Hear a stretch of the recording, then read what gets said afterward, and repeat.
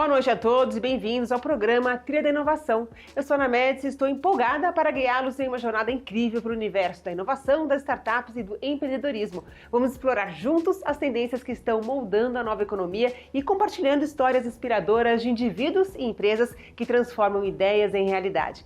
É um privilégio estar aqui e saibam que o Trilha da Inovação é gravado também na sede do Investidores VC aqui em São Paulo. E hoje a gente tem o prazer de receber Eduarda Camargo, ela é CMO da Portão 3. Eduarda, é um grande prazer ter você aqui com a gente. Nossa, estou muito empolgada, obrigada pelo convite. E a Eduarda tem mais de 10 anos de experiência em marketing, atua como CMO na Portão 3.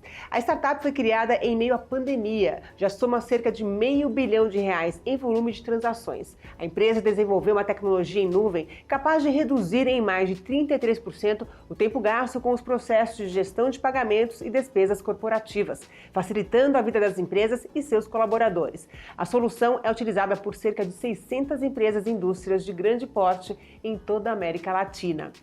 Bom, Eduarda, primeiro eu queria que você contasse pra gente como é que você foi parar na Portão 3. Você tem já aí um background, né, um histórico bem grande aí no mercado. Então fala pra gente um pouquinho sobre isso. Eu comecei minha carreira, na verdade, dentro do serviço financeiro, né? Comecei em banco, sou cria de banco. E de lá comecei a me apaixonar por tecnologia. Foi quando começou a vir a tecnologia para os bancos, a necessidade deles correrem atrás, porque os fintechs estavam aparecendo. E de lá fui trabalhar no mercado de fintechs, me apaixonei por tecnologia.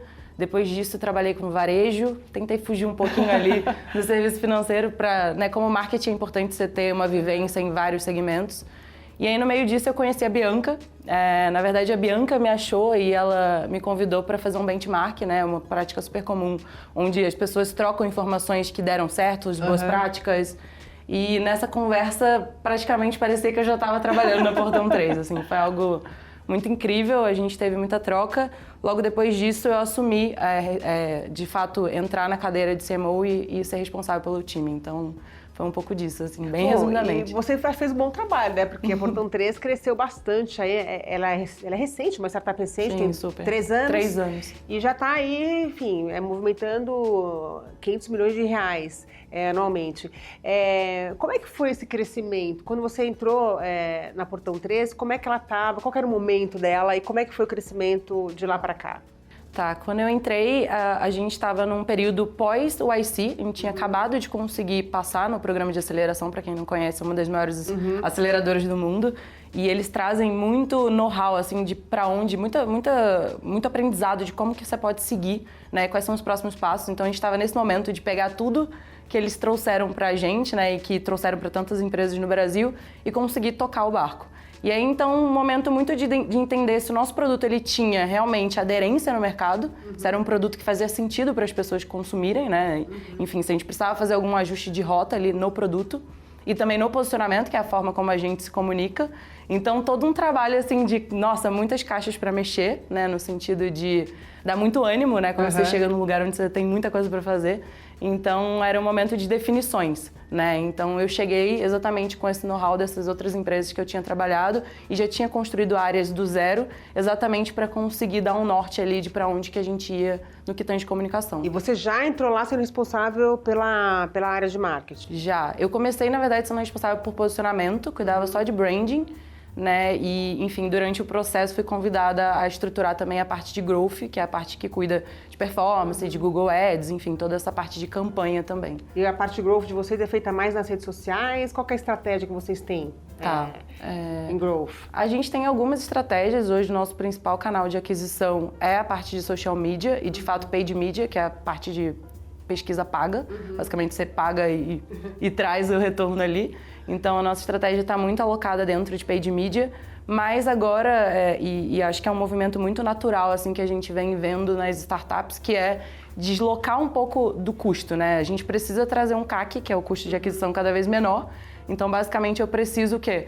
Ter mais comunicação que, de fato, interesse alguém e reverta aquilo em negócios do que só colocar dinheiro e trazer de volta. Então, o movimento agora de growth é basicamente suportar a estratégia do orgânico, que é como que a gente comunica, né? E através da comunicação a gente traz pessoas interessadas. Então, Agora, momento. Eduarda, a gente está falando aqui já de crescimento, de marketing, mas vamos explicar o que faz a Portão 3, né? Para que as pessoas que estão em casa entendam. Tá. De forma didática, eu gosto muito de usar esse exemplo, é como se a Portão 3 desse uma ferramenta para o gestor financeiro da empresa e que ele pudesse orquestrar de acordo com o negócio dele. Então, vamos supor uma empresa pequena ou média ou grande que tenha uma série de pagamentos para fazer, tá? Sejam pagamentos de ferramentas, seja dar um cartão corporativo para o colaborador dele viajar, ir a campo, visitar um cliente. Tudo isso ficava o quê? Disperso em várias ferramentas ou em vários pagamentos. A nossa ideia foi trazer um cartão que consolidasse tudo isso num lugar só e desse esse poder para que o colaborador fizesse esse pagamento e a empresa controlasse esse pagamento. Então, basicamente, a gente diz que a gente é uma ferramenta para o gestor financeiro ter mais controle. Então, basicamente, a Portão 3, ela faz toda a parte... Vamos supondo, né, como você falou, um funcionário da empresa vai viajar. Ele Sim. usa o cartão, usa, enfim, a ferramenta de vocês para que a empresa possa ter controle sobre isso. Exatamente. Um outro exemplo que a gente gosta de dar são, por exemplo, as próprias áreas de marketing, né? A gente precisa fazer pagamentos de anúncios, por exemplo. E como é que você faz pagamento de anúncio? Hoje você tem possibilidade de fazer via Pix, boleto ou cartão. E aí, o que acontecia? Às vezes, o próprio profissional de marketing, ele criava um cartão para pagar com a conta dele. E aí, no final do mês, o financeiro tinha que perguntar de quem era aquele cartão, de quem era aquela despesa. Emitia nota. Emitia nota e muitas vezes a pessoa não tinha o saldo, a liberação, e aí o cartão é bloqueado, os anúncios saem do ar. É o terror, assim, de quem trabalha com gestão de anúncio, até o anúncio sair do ar. Né? Você perde um dia ali de captação de lead, né? Que a gente chama de clientes que estão interessados. Então, basicamente, a plataforma com o cartão, eu dou um cartão para que esse colaborador ele faça pagamento de anúncios e com certeza a gente garante isso. Mas qual que é a diferença desse cartão para um cartão corporativo, por exemplo, que também todo funcionário pode ter na empresa? Na verdade, a nossa diferença é que eu tô querendo conectar tudo num lugar só. A ideia da visão do marketing tá usando, o financeiro tá utilizando e todas as outras áreas me dá uma visão unificada de gastos que a empresa teria com cada ferramenta. Entendi. Porque hoje eu tenho empresas que usam várias ferramentas ou vários bancos ou várias empresas para fazer gestão de pagamento e no final ela não tem uma visão única. Então, esse que é o grande problema. Você vai economizar aqui, mas a outra área está usando ali e aí você não consegue amarrar toda essa ponta. Então, e como é que veio a ideia, né? Não sei se você sabe nos dizer isso, como é que veio a ideia de criar uma ferramenta como essa, uma solução como essa? Legal. Você até comentou no início do programa sobre como a gente cresceu, né? A gente lançou o primeiro MVP na primeira semana de pandemia. E a gente era uma travel tech na época. Nossa. Era um produto de viagem na primeira semana de pandemia. Então, já imagina o desafio. Só que desde aquela época a gente sempre foi muito inquieto. Na primeira semana, começou a pandemia. O MVP ficou pronto, que é o mínimo do produto viável, ficou pronto. A pandemia estourou no noticiário, enfim. E aí, chega a ser trágico, né? Se não fosse caótico. Mas foi bom no final, né? No final a gente olhou para aquela oportunidade e a gente falou, cara, realmente o mercado tá ruim para viagem, mas a gente tem muitas empresas que precisam continuar viajando, como são empresas de indústria, farmácias, todas as empresas que precisaram continuar para abastecer a população durante esse período. Então a gente mirou nesse segmento e o nosso primeiro cliente foi de indústria, realmente foi uma empresa grande de bens de consumo, e a gente viu que tudo que não importa qual seja o meio, se você conseguir segmentar e encontrar uma oportunidade, é um caminho.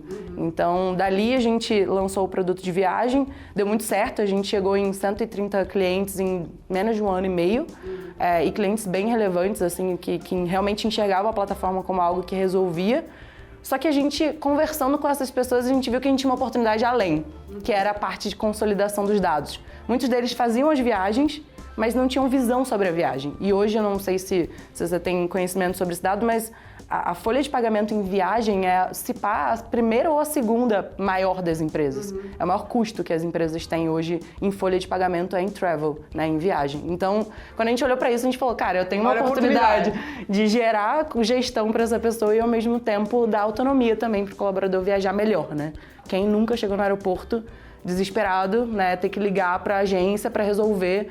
E assim, com o nosso aplicativo a pessoa consegue resolver ela mesma. Por ali mesmo. Por ali mesmo. Então, foi um pouco disso, assim. Bom, Eduardo, a gente vai para o intervalo rapidinho, mas já a gente volta com essa conversa incrível com a Eduarda Camargo, que é CMO da Portão 3. Até lá.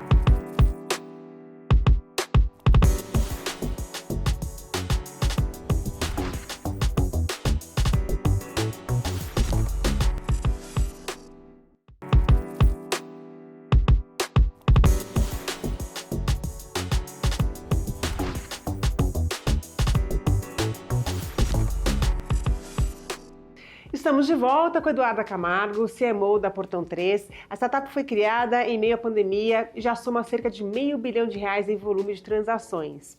O Eduardo, você contou, né, o que faz a Portão 3 no bloco anterior. Agora, a gente falando, né, em próximos passos, qual que é a perspectiva de vocês aí para os próximos anos? Onde vocês querem chegar? Legal. Esse ano a gente recebeu um aporte bem significativo no início do ano, né, do Barrier Tomorrow Venture, um dos maiores bancos de investimento do mundo. E com esse investimento a gente basicamente organizou a casa em algumas frentes, né? A primeira é continuar trazendo produto, né? A nossa solução é um produto, né, de tecnologia e ele tem que ser o melhor sempre. Então, basicamente, parte da nossa estratégia está em aumentar ainda mais os lançamentos, melhorar ainda mais a plataforma.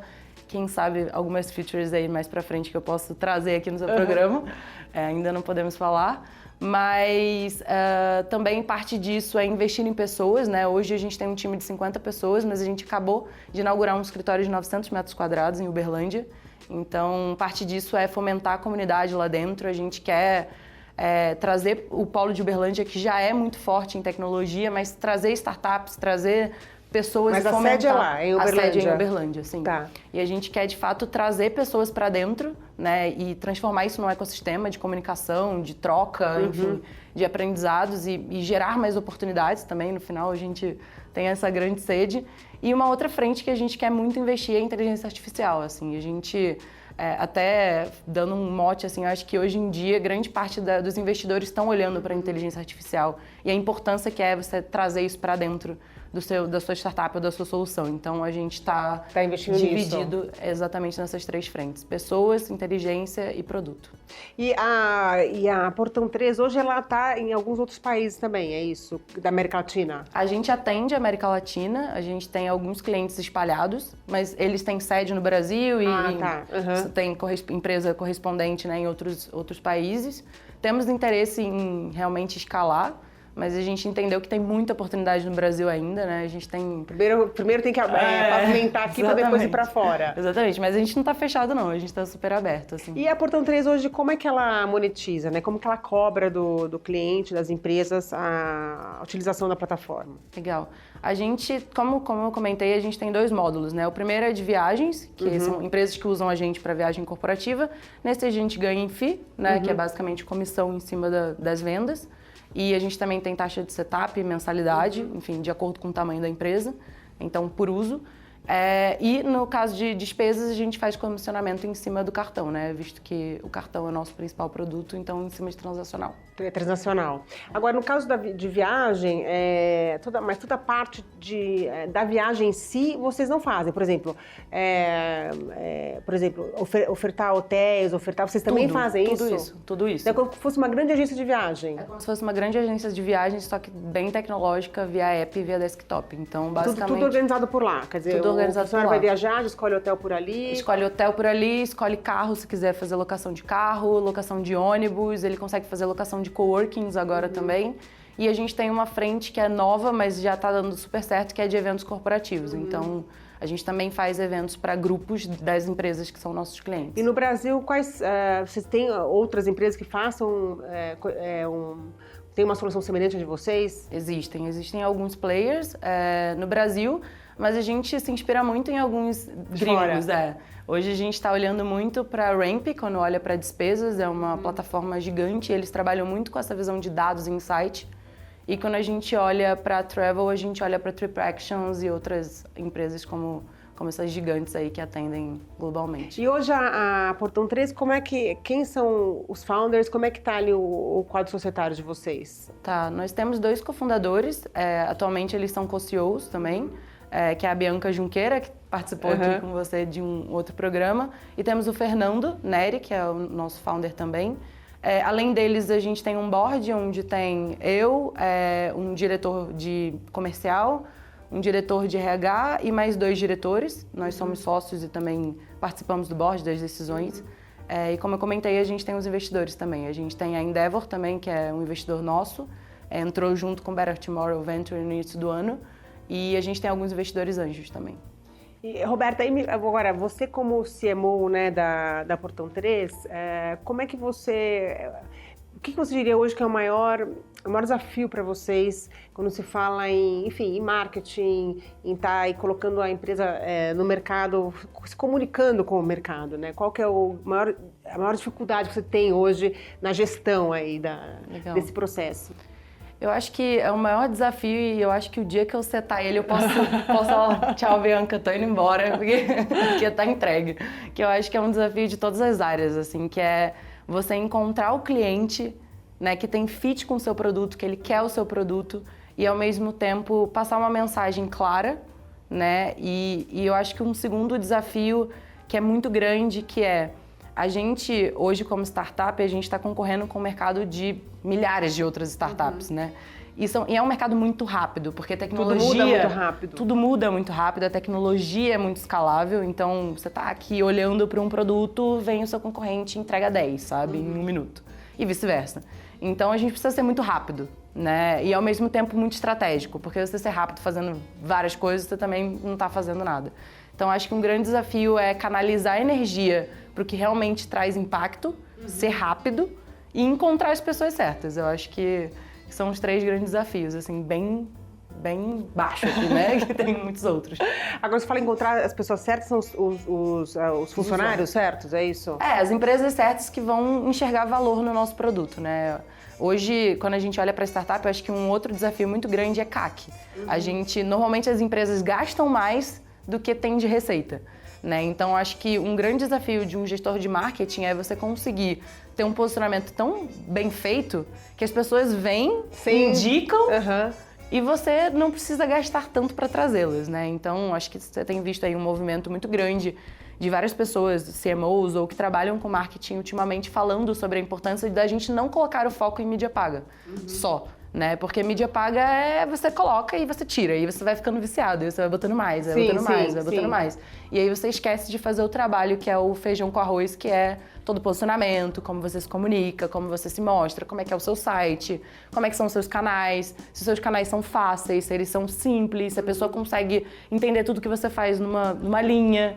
Então, acho que isso se perde quando você foca só na estratégia de pago. Mas quando você junta as duas, aí voa. Aí flui. Agora, hoje o foco de vocês é o quê? A média empresa, a grande empresa? O foco é... Qual que é o... Nosso é média empresa, no momento, média grande empresa.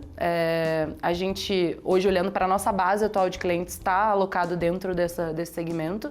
A gente atende qualquer setor, né? Como é tecnologia e qualquer setor que viaje ou qualquer setor que faça gestão de pagamentos, a gente atende. Então, mas a gente tem alguns mais que são mais usados, né? Sempre tem os que tem mais dor latente e que a gente atende.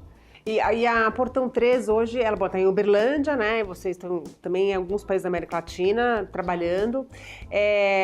Agora, aqui em São Paulo, a operação é toda em Uberlândia. Aqui em São Paulo, vocês tem escritório também? A gente não tem escritório, mas a gente tem pessoas aqui que trabalham como correspondentes. Eu mesma moro em São Paulo, apesar do sotaque. É carioca, né? Sou carioca. Acho que é carioca. O sotaque é carioca, eu moro em São Paulo e eu passo a semana em Uberlândia. Então, tô uma mistura de sotaques, mas a gente tem algumas pessoas que ficam aqui, sim. Que ficam aqui em São Paulo? Que ficam aqui em São Paulo, sim. E no Sul também. No Sul também? Sim. E Eduardo, agora você como... o que você vê o mercado, né, principalmente de fintechs, como é que você está enxergando o mercado esse ano? Vocês tiveram aí um salto, né, nos últimos 2 anos. Como é que você está enxergando aí o mundo, né, das startups, dos investimentos em startups em 2023? Como eu comentei, eu acho que quem não correr atrás da inteligência artificial, realmente, assim, ano que vem, eu acho que vai ser bem difícil conseguir investimento, assim, porque os papos que eu escuto, tanto de investidores brasileiros quanto de investidores internacionais, são sempre falando sobre como a empresa está buscando utilizar a inteligência tanto para produto quanto para otimizar processo.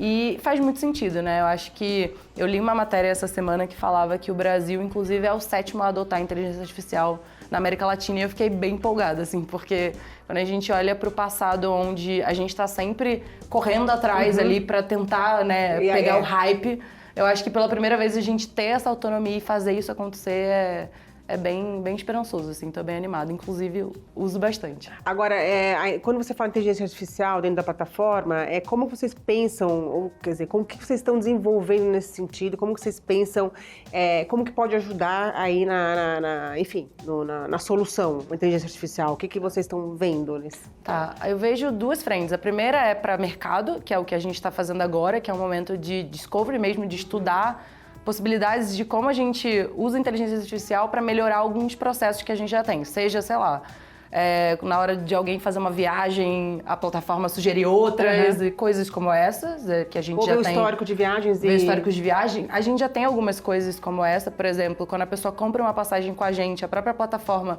usando machine learning, ela já diz se aquela passagem ela é mais barata ou mais cara, se tem alguma outra mais barata. Isso é muito legal para o gestor. Eu, por exemplo, que tenho um time que viaja, muitas vezes eu recebo para aprovar a viagem deles e aí aparece a plataforma sugerindo, esse não é o melhor custo, mas esse é o melhor horário.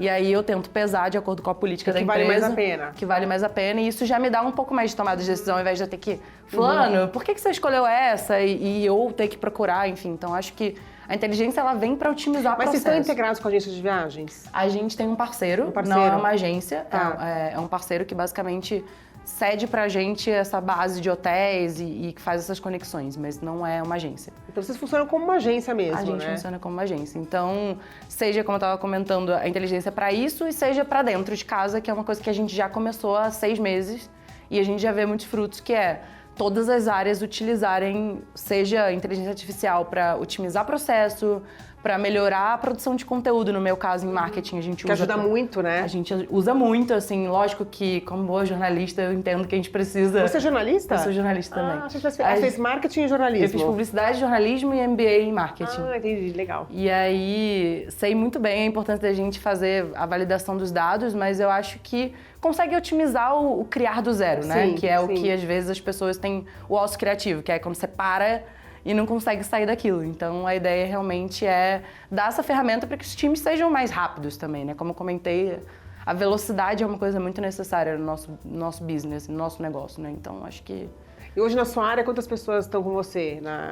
A gente tem 8 pessoas no time e temos algumas agências também e fornecedores, né? Basicamente. E dentro dessas pessoas a gente entendeu que a gente não precisava aumentar, por quê? Parece pouco, mas quando a gente olha para a tecnologia, como eu falei, a ideia é a gente ser eficiente. Sim. Né? Então, basicamente pegar essas pessoas e usar o melhor que elas têm. Então, em 6 meses a gente colocou um projeto piloto, a gente mesmo falou, vamos fazer um projeto piloto de implementar o ChatGPT ou todas as inteligências que existem dentro do nosso processo e ver como é que isso flui. E a gente verificou dentro desses 6 meses, muitas melhorias. Vocês foram abastecendo a inteligência artificial ali com dados, com informações? Tudo, assim, com tudo. Eu posso te dizer que desde produção de conteúdo a reduzir significativamente para tipo 1 hora de produção e conteúdos com muito mais conversão e com muito mais leitura. As nossas taxas de rejeição foram muito menores, que é o quanto a pessoa abandona né, o seu texto, o carrinho, enfim. Diminuíram absurdamente, ou seja, as pessoas consideram aquele conteúdo relevante. E uma outra frente foi a parte de growth, como eu comentei, a gente faz muita campanha, né, de mídia paga. E hoje eu acho que a maior dificuldade é você fazer variações de anúncios infinitas. Porque uma hora, né, tem que ter muita imaginação, né? Lógico. Eu olhava pro João, o Zou, que é o Johnny do meu time, e falava assim, Johnny, como é que você tem tanta criatividade assim? E aí, basicamente, agora ele faz com 3 minutos, ele consegue gerar absurdas ideias. Né? Quer dizer, a inteligência artificial trouxe para vocês bastante, muito mais... uma ferramenta. Uma ferramenta que faz o trabalho ser muito mais ágil. Exatamente. Né? E muito mais, enfim, acaba diminuindo os custos por conta disso também. Total. Né? Agora, a gente está chegando ao fim, né, do nosso bate-papo, e aí eu queria que você, né, a gente gosta sempre de falar para dar uma dica, ou para quem está em casa e quer empreender no mundo da tecnologia, da inovação, né? Qual dica você daria aí para os empreendedores que querem ir para esse caminho? A primeira que eu acredito que seja muito interessante, que é teste. Assim, vai com medo mesmo, sabe? Eu acho que a gente precisa, dentro do universo de tecnologia, a gente prefere não pedir permissão do que pedir e você se arrepender de não ter feito algo. Então, assim, faça, teste, arrisque de qualquer forma. E sempre tente arriscar dentro de um mecanismo que eu uso muito, que é uma técnica que é de medir esforço e impacto. É basicamente você pegar um papel, colocar tudo que você precisa fazer, ou que você tem de ideia para fazer, ou que alguém te falou para fazer, colocar isso tudo no papel e criar 2 colunas, uma de impacto e uma de esforço. E aí nessas 2 colunas você vai pegar, vamos supor, sei lá, levar água para o meu cachorro.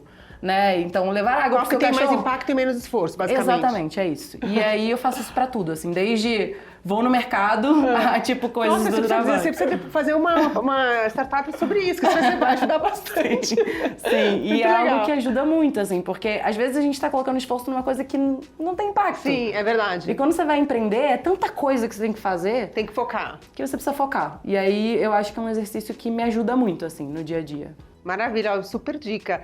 Eduarda, muito obrigada aí pela sua participação aqui com a gente. É um prazer. E até a próxima. Obrigada. E o programa Teleinovação está chegando ao fim. Semana que vem tem mais uma história inovadora por aqui. Eu espero vocês quintas, 11h30 da noite, aqui no canal Empreender do Grupo Bandeirantes. Até lá!